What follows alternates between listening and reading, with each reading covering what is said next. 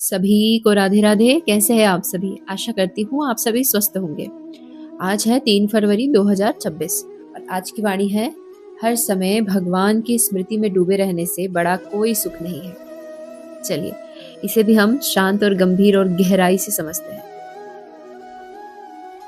हर समय भगवान की स्मृति में डूबे रहने से बड़ा कोई सुख नहीं है। यह वाक्य बाहरी सुखों की तुलना नहीं कर रहा, यह सुख की परिभाषा ही बदल देता है।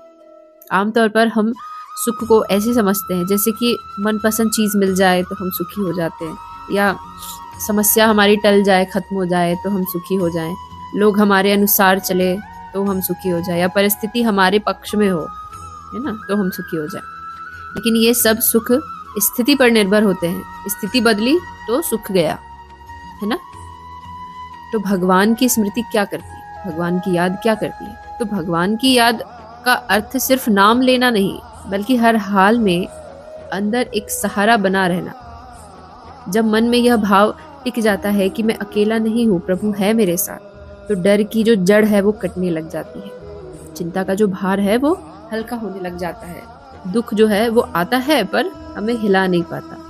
यह सुख इसीलिए बड़ा है क्योंकि यह परिस्थिति बदलने का इंतजार नहीं करता कि परिस्थिति बदली तो हम बदल गए। नहीं, कैसी भी परिस्थिति हो आपको समभाव में रहने के लिए सिखा देता है। देखिए, दुनिया के जो सुख सुविधाएं हैं वो आपको कहीं ना कहीं उत्साह तो देते हैं, लेकिन जब भगवान की स्मृति का हमें सुख मिल जाए ना एक बार, तो वो हमें स्थिरता प्रदान करते हैं। यानी कि हम स्थिर हो जाते हैं, फिर ना इधर ना उधर, कैसी भी परिस्थिति आए हम स्थिर रहेंगे ही रहेंगे।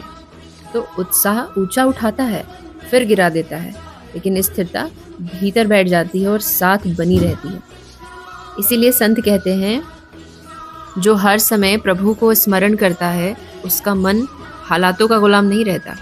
देखिए, मैंने ये कहा कि हर समय आपको नाम जप करना है या हर समय, तो मैं ये नहीं कह रही हूँ कि 24 घंटे आंखें बंद करके बैठे रहिए, बल्कि काम करते हुए भीतर भरोसा हो, बोलते हुए अहंकार ना हो, है ना, दुख में शिकायत कम और समर्पण ज़्यादा हो।